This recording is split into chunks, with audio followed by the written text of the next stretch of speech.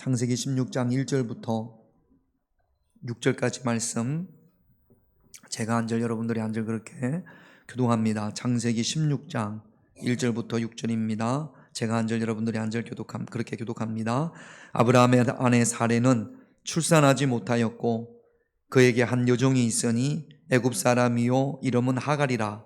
사레가 아브라함에게 이르되 여호와께서 내 출산을 허락하지 아니하셨으니 원하건대 내 여종에게 들어가라. 내가 혹 그로 말미암아 자녀를 얻을까 하노라 하매 아브라함이 사레의 말을 들으니라. 아브라함의 아내 사레가 그 여종 애굽 사람 하갈을 데려다가 그 남편 아브라함에게 첩으로 준 때는 아브라함이 가나안 땅에 거주한 지 10년 후였더라.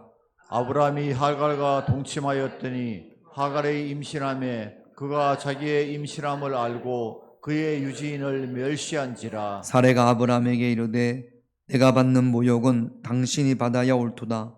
내가 나의 여종을 당신의 품에 두었거늘 그가 자기의 임신함을 알고 나를 멸시하니 당신과 나 사이에 여호와께서 판단하시기를 원하노라. 아브라함이 사레에게 이르되 당신의 여종은 당신의 수중에 있으니 당신의 눈에 좋을 대로 그에게 행하라 하매 사레가 하갈을 학대하였더니 하갈이 사레 앞에서 도망하였더라. 아멘. 책을 읽다 보면 문장 안에 쉼표가 있고 마침표가 있습니다. 쉼표는 아직 문장이 끝나지 않은 거예요. 읽다가 잠깐 쉬고 다시 문장이 이어집니다. 마침표는 완전히 문장이 끝났을 때 찍는 것이 마침표입니다. 오늘 본문은 하나님은 쉼표인데 하나님은 지금 끝난 것이 아니라 일을 진행하고 계십니다. 그러면서 잠깐 여유를 두는 그 상황인데 아브라함의 아내 사레는 마침표를 찍습니다. 제목을 같이 한번 읽겠습니다. 같이 읽습니다. 하나님의 쉼표, 사레의 마침표. 여러분, 사레가 어떤 마침표를 찍냐면 여러분 2절 말씀을 다시 한번 같이 읽습니다. 2절 같이 읽습니다. 사레가 아브라함에게 이르되 여호와께서 내 출산을 허락하지 아니하셨으니 원하건대 내 여종에게 들어가라. 내가 혹 그로 말미암아 자녀를 얻을까 하노라 하매 아브라함이 사레의 말을 들으니라. 하나님은 아브라함과 사라에게 자식을 주시겠다고 약속하셨습니다. 몇 번을 거듭해서 약속하셨습니다. 지난주에도 하나님께서 아브라함에게 하늘의 별을 보여주면서 아브라함아 하늘의 별을 봐라. 이렇게 별을 보니까 하늘의 별들이 얼마나 많은지 몰라요. 하나님께서 아브라함에게 내 자손이 이와 같으리라 그랬고 아브라함은 아멘 했거든요. 그리고 나서도 소식이 없자 그러니까 사레가 불안해졌던 것 같습니다. 그래서 지금 2절에 뭐라고 그러냐면 여호와께서 내 출산을 허락하지 아니하셨으니라는 이야기는 하나님께서 나에게 자식을 안 주신다라는 겁니다. 나는 이제는 아기를 낳지 못한다. 나만 말할게. 나만 말할게. 미안해. 사라는요, 나는 아기를 낳을 수 없어라고 마침표를 딱 찍은 거죠. 하나님은 쉼표인데 사레는 마침표를 찍었습니다. 여러분들을 향해서 하나님은 쉼표인데 하나님의 쉼표에 혹시 여러분들은 마침표를 찍은 것은 없는지, 나를 위해서 기도하든지 아니면 가정을 위해서 기도하든지 아니면 자녀들을 위해서 기도하든지 기도하다가 어느 순간 안 되겠구나, 끝이구나, 안 되는구나, 그리고 마침표를 딱 찍고 기도하기를 포기한 것은 없는지, 오늘 사레가 마침표를 찍습니다. 나는 아이를 낳을 수 없어.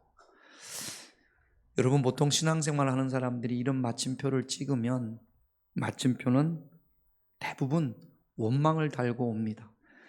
출애굽기 14장 11절을 한번 읽어볼게요. 여기도 마침표를 찍은 사람들이 있습니다. 같이 있습니다. 그들이 또 모세에게 이르되 애굽에 매장지가 없어서 당신이 우리를 이끌어내어 이 광야에서 죽게 하느냐? 어찌하여 당신이 우리를 애굽에서 이끌어내어 우리에게 이같이 하느냐? 애굽에서 나왔는데 앞에는 홍해가 가로막고 뒤에는 애굽의 군대가 옵니다. 그럴 때 이스라엘 백성들이 우리는 여기서 죽었다, 우리는 여기서 죽겠구나, 죽는구나, 그렇게 마침표를 찍습니다. 이 광야에서 죽게 하느냐? 우리를 죽게 하려고 이곳까지 이끌어냈느냐? 우리는 죽는구나. 이게 이스라엘 백성들의 마침표입니다. 그런데 똑같은 상황인데 똑같이 모세도 이 사람들 가운데 있습니다. 앞에는 홍해가 가로막고 뒤에는 애굽의 군대가 있습니다. 우리는 죽었구나 라고 이야기할 때 모세는 이렇게 이야기합니다. 출애굽기 14장 13절 14절 같이 있습니다. 모세가 백성에게 이르되 너희는 두려워하지 말고 가만히 서서 여호와께서 오늘 너희를 위하여 행하시는 구원을 보라. 너희가 오늘 본 애굽 사람을 영원히 다시 보지 아니하리라. 여호와께서 너희를 위하여 싸우시리니 너희는 가만히 있을지니라. 백성들은 나는 죽었다, 우리는 죽었다 마침표를 찍었을 때 모세는 뭐라고 그러냐면 하나님께서 행하시는 구원을 보라. 앞에는 홍해고 뒤에는 애굽 군대예요. 모세는 여전히 하나님께서 지금 일을 진행하고 계신다라고 이야기를 합니다. 가만히 있으라는 이야기는 지금 이스라엘 백성들이 막 두려워하고 불안해하고 원망하고 초조하고 우리는 다 죽었다라고 하고 이런단 말이죠. 그러니까 모세가 이스라엘 백성들을 향해서 가만히 있어라. 여러분, 우리는 두려워하지 말고 뭐 해야 됩니까? 하나님의 심표에 하나님 앞에 기도해야 될 줄로 믿습니다.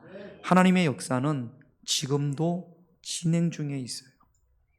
하나님의 역사는 여러분들을 향한 하나님의 역사는 지금도 진행 중에 있습니다. 그러므로 혹시라도 지금 여러분들의 마음 가운데 마침표를 찍은 것이 있다면 그 마침표를 지우고 하나님의 때를 기다릴 수 있는 그런 저와 여러분들이 되셔야 될 줄로 믿습니다.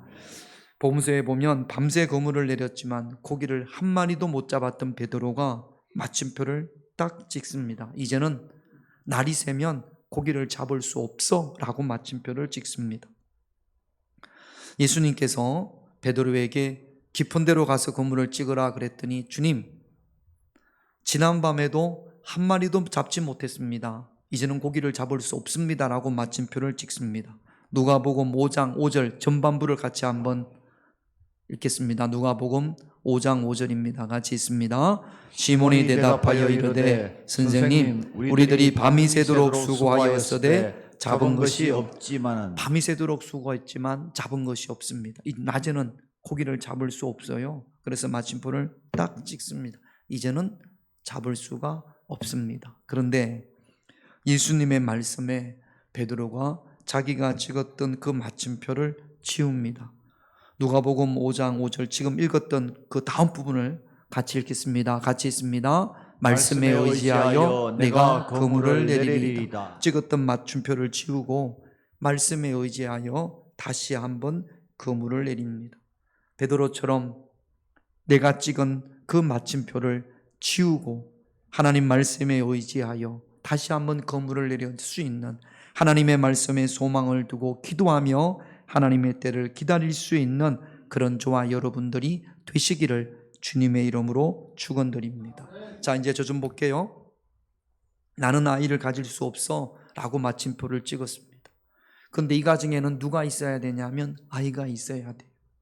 나는 아이를 낳을 수 없습니다. 나는 나이가 돼서 이제는 아이를 낳을 수 없습니다. 그러나 우리 가정에는 상속자가 있어야 됩니다 라고 했을 때 어떻게 하면 이 가정에 아이가 생길 수 있을까요? 나는 낳을 수 없으니까, 그러니까 사라가 생각한 방법은 하나님의 방법이 아닌 그 당시 그 시대 그 지역에서 세상 모든 사람들이 했던 그 세상적인 방법을 택하려고 합니다. 그게 쉬운 방법이거든요. 예수님께서 이렇게 말씀하셨습니다. 마태복음 7장 13절 14절을 볼게요. 같이 있습니다. 좁은 문으로 들어가라. 멸망으로 인도하는 문은 크고 그 길이 넓어 그리로 들어가는 자가 많고 생명으로 인도하는 문은 좁고 길이 협착하여 찾는 자가 적음이라. 하나님의 방법이 좁은 문입니다. 지금까지 아브라함과 사라는 하나님의 약속의 말씀을 붙잡고 좁은 문으로 들어갔습니다.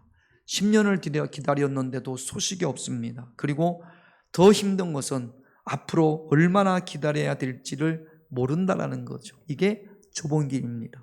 그런데 예수님은 그 좁은 길이 생명의 길로 인도한다고 이야기합니다. 넓은 길은 뭡니까? 주변 사람들이 다 하는 것처럼 이 집에도 저 집도 그렇게 해결했고 저 집도 그렇게 해결했어요. 저 마을에 그 집도 그렇게 해결했습니다. 그게 뭐냐 하면 첩을 드리는 겁니다. 이건 하나님의 방법이 아니에요. 세상의 방법이에요. 여러분들이 어떤 문제를 해결하기 위해서 내가 기도하며 하나님의 방법으로 이 문제를 해결해야지 라고 작정했을 때, 기도했을 때 그 문제가 해결되지 않으면, 그래서 답답해서 하나님의 말씀에 맞춤표를 찍고 그 다음에 그 방법을 해결하려고 세상적인 방법을 구하는 것, 이것이 사례의 방법이었습니다. 2절을 같이 읽겠습니다. 같이 있습니다. 사례가 아브라함에게 이르되 여호와께서 내 출산을 허락하지 아니하셨으니 원하건대 내 종에게 들어가 내가 혹 그로 말미암아 자녀를 얻을까 하노라 하매 아브라함이 사례의 말을 들으니라. 아브라함 집에, 이 집에 눈을 떠요. 눈을 뜨세요. 눈을 떠. 자, 이 집에 애굽 출신의 여종이 하나 있습니다. 이름이 하자로 시작합니다. 잠도 깨겸 답을 한번 해봅시다. 이름이 뭐예요? 하갈. 다시 한번 이름이 뭐라고요? 아이를 잘 낳게 생겼어. 어떻게 생겼는지 모르지만 사라가 볼 때는 참 심성도 곱고 아기도 숭풍숭풍 잘 낳게 생겼어요. 뭐 여종이 한두 명이 아닐 거 아닙니까? 그래서 아브라함에게 여보, 나는 나이가 이제는 많이 돼서 나는 아이를 낳을 수가 없어요. 분명히 하나님께서는 사례를 통해서 아들을 주신다고 말씀했음에도 불구하고 하나님의 말씀은 띠예요. 띠. 이제는 더 이상 기다릴 수가 없어요. 그러니까 하나님의 방법이 아닌 세상의 방법, 첩을 드립시다. 근데 그 중에 제일 나은 여인이 누구였냐면 하갈이에요. 이렇게 한번 해보십시다 라고 했을 때 2절 마지막 부분에 보면 아브라함이 사라의 말을 어떻게 하니라? 다시 한번, 아브라함이 사라의 말을 어떻게 하니라? 들으니라. 여러분, 우리 남편 되시는 분들, 아내의 말을 잘 들어야 됩니까? 안 들어야 됩니까? 답이 없네. 누구 한 분만 답을 해볼까요? 우리 유한호 장로님, 아내의 말을 잘 들어야 됩니까? 안 들어야 됩니까? 분별해서 잘 들어야 정답이에요. 분별해서 잘 들어야죠. 그래서 맛있는 걸 못 얻어먹는 거예요. 자, 아내의 말을 잘 들어야죠. 그러나 우리 유한호 장로님 말씀하신 것처럼 아내의 말을 듣되 분별해서 들어야 됩니다. 그 분별의 기준이 뭐예요? 하나님의 말씀이에요. 지금 이 상황에서 아브라함은 사례의 말을 듣지 말았어야 합니다.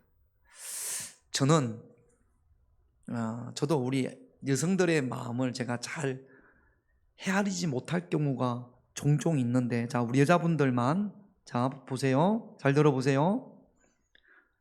아이가 있어야 되는데 내가 아이를 낳지를 못해요. 나이가 점점 돼갑니다. 그래서 어느 날 남편에게 가서 여보, 나는 나이가 이렇게 됐으니까, 나이가 많으니까 나는 더 이상 아이를 못 낳으니까 우리 하갈을 통해서 그래서 아이를 얻는 것은 어떨까요? 라고 했을 때 여러분들의 남편이 기다렸다는 듯이 좋아요 여보, 그렇게 한번 해봅시다. 여러분들이 그렇게 제안했을 때 그렇게 하면 여러분들의 남편이 여러분들의 말을 잘 들어서 고마울까요? 감사할까요? 고맙기도 하고 감사하기도 합니까? 그런데 여러분들의 남편이 여보, 아니야, 우리 끝까지 하나님의 말씀을 기다려 봅시다. 하나님이 약속했잖아. 여보, 소망을 잃지 마. 우리 함께 기도합시다. 이럴 때 더 고마울까요? 1번이 고마울까요? 2번이 고마울까요? 우리 남자분들 잘 들으세요. 그러니까 여자분들이 이야기하는 걸 다 그대로 오케이 한다고 사랑받는 게 아니에요. 아브라함은요, 사례의 말을 잘 듣습니다. 여러분, 한 가정에 남편과 아내가 있으면 이 두 사람이 같이 신앙이 돈독하고 성숙한 그런 신앙이면 그러면 상관이 없어요. 그러나 대부분 보면 신앙이 좀 차이가 있습니다. 성숙한 남편, 같이 신앙생활을 하더라도 마치 그 믿음의 분량이 어린아이와 같은 아내, 반대로 성숙한 아내, 어린아이와 같은 신앙을 소유한 남편, 이런 경우들이 있습니다. 다른 건 몰라도 영적인 주도권은 신앙이 성숙한 부부 가운데 신앙이 성숙한 남편이 됐든지 아내가 됐든지 신앙의 분량이 장성한 사람이 영적인 주도권을 끌고 가야 됩니다. 그런데 어떤 가정은 그렇지 못한 가정이 있어요. 자꾸만 끌려갑니다. 믿음이 없는 사람에게, 신앙이 없는 사람에게 끌려가는 겁니다. 다른 건 몰라도요. 그러면 영적인 문제는 망할 수밖에 없는 거예요. 여러분, 부모들이 신앙이 없는 자녀에게 끌려가서는 안 됩니다. 그러면 어떻게 되겠습니까? 그렇게 신앙이 없는 자녀가 하자는 대로 해서 그 가정이 영적으로 풍성해지겠습니까? 그럴 수 없습니다. 반대로 신앙이 있는 자녀가 신앙이 없는 부모에게 끌려가서도 안 되는 거죠. 다른 건 다 순종하고 양보하고 그럴 수 있습니다. 그러나 신앙적인 문제는, 영적인 문제는 반드시 가정에서 신앙의 분량이 장성한 사람이 주도권을 가지고 이끌어 가야 될 줄로 믿습니다. 오늘 아브라함과 사라도 마찬가지예요. 아브라함은 얼마 전에 하나님의 말씀을 들었잖아요. 하나님이 약속하셨잖아요. 하나님과 계약도 했잖아요. 그러면 단호하게 아내 사라에게 여보 아니야, 그렇게 해서는 안 돼 라고 거절할 수 있었어야 합니다. 아담이 하와의 말에 거절할 수 있었어야 됩니다. 그런데 아담이 하와의 말을 거절하지 않았고 아브라함이 사라의 말을 거절하지 못했습니다. 영적인 주도권을 놓쳐버린 거죠. 그렇게 해서 넓은 분을 택합니다. 어쨌든지 간에 이 가정은 하나님의 약속의 말씀을 끝까지 붙드는 것이 아니라 세상의 방법으로 자기들의 문제를 해결하려고 결정했습니다. 그래서 사라가 제안한 것처럼 여종이었던 하갈을 통해서 아이를 가지려고 합니다. 4절 전반부를 같이 한번 볼까요? 그렇게 해서 어떻게 됐느냐? 4절 같이 있습니다. 아브라함이 하갈과 동침하였더니 하갈이 임신하며. 이걸 어떻게 해? 태양의 후예에서 송중기가 했던 그 대사가 있습니다. 그 어려운 걸 자꾸 해냅니다, 내가. 사라한테는 임신하는 게 얼마나 어려웠는지 몰라요. 10년을 기다렸는데도 소식이 없습니다. 그런데 하갈은요, 하룻밤에 끝나. 하루 딱 동침했는데, 모르겠습니다. 하루, 그래요. 하갈과 동침하였더니 바로 임신이 됐어요. 여러분들이 아브라함이라면 지금 이 상황을 보면서 어떤 생각을 하겠습니까? 10년 동안 발을 동동 구르면서 하나님 아이를 주세요, 하나님 아이를 주세요, 하나님 예배 시간에 우리 교회에 눈 감는 사람이 없게 해주세요. 10년 동안 우리 교회는 예배 시간에 눈 감는 사람이 한 분도 없습니다. 괜히 그러는 거예요, 제가. 그랬는데도 10년 동안 기도했는데도 응답이 없습니다. 그래서 맞춤표를 딱 찍고 이제 기도 그만하고 하나님 약속의 말씀 이제 그만 붙들고 세상적인 방법으로 해야지. 그리고 마음에 조금 신앙의 양심의 가축을 가지고 좀 두려운 마음도 가지고 이렇게 하면 될까 그랬는데 너무 잘 되는 거 있죠.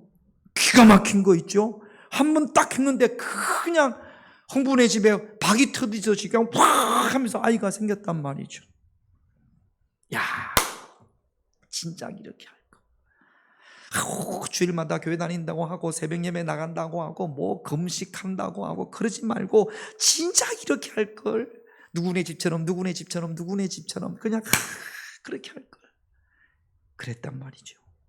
넓은 문이에요. 여러분, 좁은 문은 처음에는 힘들고 어렵지만 그 길이 생명의 길로 가지만, 넓은 문은 처음에는 편안하고 좋은 것 같지만 점점 고통과 어려움이 있습니다. 불행 끝 행복 시작일 줄 알았어요. 그런데 어떻게 됩니까? 4절을 볼게요. 4절 아까 읽었던 그 뒷부분을 같이 한번 읽겠습니다. 같이 있습니다. 그가 자기의 임신함을 알고 그의 여주인을 멸시한지라. 또 다른 고통이 시작이 됩니다. 여러분, 불보듯이 뻔한 거 아니겠습니까? 하갈이 사라를 얼마나 멸시했는지, 멸시하다라는 그 히브리어 단어를 찾아보니까 데칼이라는 뜻인데 얕보다 무시하다 뭐 그런 뜻입니다. 함부로 하지는 않았을 것 같아요. 아마 하갈은 주인의 아이를 가졌으니까 거기에 합당한 대우를 받으려고 했던 것은 아닌가 싶습니다. 뭐 성경은 멸시했다고 하니까 전에는 하갈이 사라가 하갈아 부르면 예 그리고 갔는데 임신을 하고 나서 하갈아 그랬더니 예 배가 나왔으니까 그랬을 때, 이건 제 생각입니다. 사라가 어떤 열등감이 있잖아요. 자기가 임신하지 못한 거. 아니 배가 나왔으니까 어쩔 수 없이 배를 내민 건데 지금 전현이 아니 속으로 저놈이는 괜찮은데 또 전현이는 이상하네. 전현이 나를 무시하는 건가? 여러분 그러지 않겠습니까? 여러분, 이 발단의 시작이 이 일을 누가 제안한 거예요? 사라가 제안한 거예요. 그랬는데 사라는요, 이 모든 책임이 누구에게 있느냐? 아브라함에게 있다고 합니다. 5절을 한번 읽어볼게요. 같이 있습니다. 사레가 아브라함에게 이르되 내가 받는 모욕은 당신이 받아야 옳도다.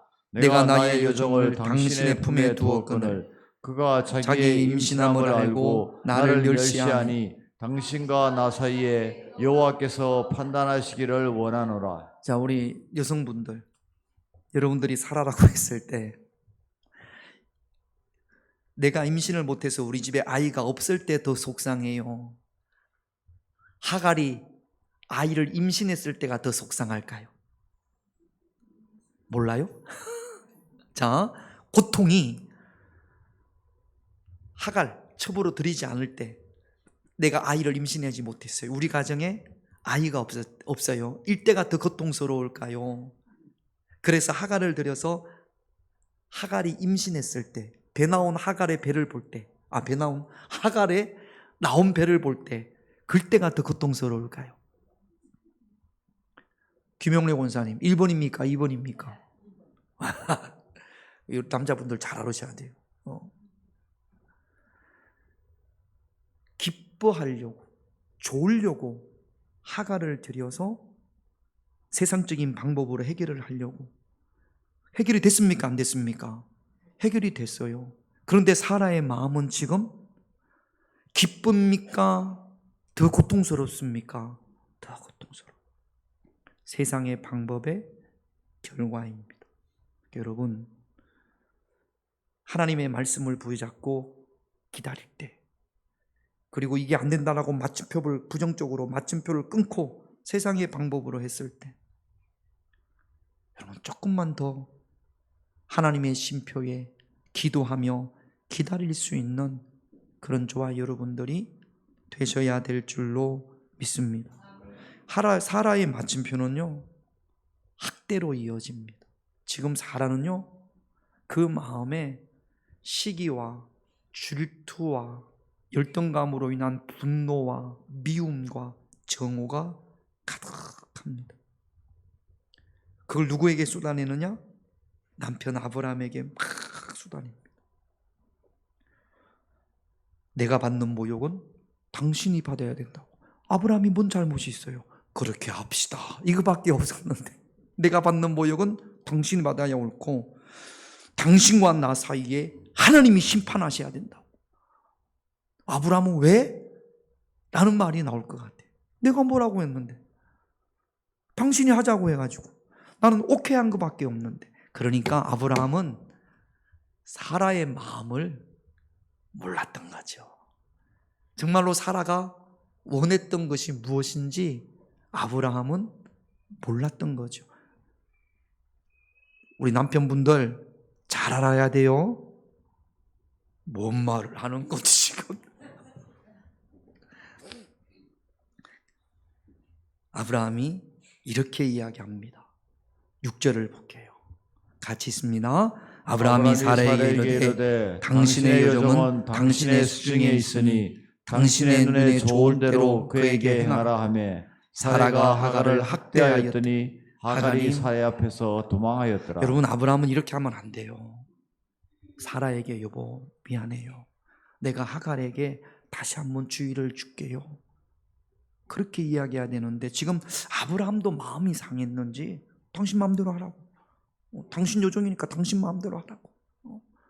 그리고는 문을 쾅 닫고 나간 건 아닌지, 뭐 성경에는 없습니다만 드라마틱하게 생각해 봤을 때 지금 분위기가 그렇지 않습니까? 당신의 요정이니까 당신 마음대로 하라고, 당신 뜻대로 하고, 지금 그렇게 이야기를 하는 겁니다. 전혀 사라와 하갈을 중재할 마음이 없어요. 전부터 하갈의 제안을 거절했어야죠. 그런데 거절 못했다면, 지금 이 상황이 됐다면, 그렇다면 이 상황이 해결될 수 있도록 중재를 해야 되는데 문 쾅 닫고 나가버리는 거랑 마찬가지입니다.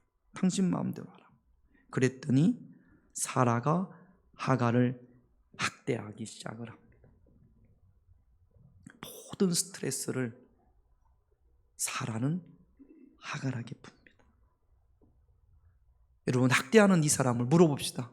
학대하는 이 사람을 하나님의 사람이라고 말할 수 있을까요? 없을까요? 사라 하나님의 사람이에요. 하나님을 믿는 사람입니다. 그 하나님을 믿는 사람이 분노와 미움과 질투로 인해서 하갈을 학대합니다. 학대라는 것은 그 히브리어 단어로 보면 억압하고 고통을 주고 멸시하는 것, 이것을 학대라고 합니다. 그러니까 하나님의 말씀에 맞춤표를 찍고 세상적인 방법으로 해결하려고 했던 사라의 열매입니다. 학대는. 여러분, 저와 여러분들은, 우리가 신앙생활을 하는, 예수님을 믿는 저와 여러분들은 학대하는 사람이 되어져서는 안 될 줄로 믿습니다. 가정에서, 교회에서, 아니면 여러분 직장에서 절대로 내 주변에 누군가를 학대하는 사람이 되지 않기를 주님의 이름으로 축원드립니다. 어떻게 학대합니까? 불친절한 말로, 거친 말로, 무시하는 말로, 비앙거리는 말로, 차가운 말로, 이간질하는 말로, 어떤 말을 왜곡하고 변질시키고, 그렇게 해서 학대하는 사람들이 가정에도 교회에도 직장에도 있단 말이죠. 우리 하나님의 사람이잖아요. 하나님의 사람답게 살아가야 되지 않겠습니까? 누가 지금 사라를 하나님의 사람이라고 이야기할 수 있겠습니까? 말로 학대하고, 미워하는 마음으로 학대하고, 심지어는 행동으로 학대하기도 하고. 여러분, 학대받는 하갈은 도저히 견딜 수가 없었습니다. 그래서 어떻게 합니까? 하갈이 사라 앞에서 뭐하니라? 도망하니라. 도망칠 수밖에 없어요. 학대받는 사람은 도망칠 수밖에 없습니다. 이 학대라는 단어, 아나가 언제 쓰여지냐면 출애굽기 때 보면 애굽의 바로가 이스라엘 백성들을 학대합니다. 그러니까 이스라엘 백성들이 견디다 못해서 그 애굽의 바로의 학대로 인해서 하나님 앞에 부르짖습니다. 이것이 출애굽의 시작이 되는 거예요. 도망칠 수밖에 없는 거예요. 여러분, 남편이 아내를 학대하면 아내가 도망칠 수밖에 없고, 아내가 남편을 학대하면 남편이 도망칠 수밖에 없어요.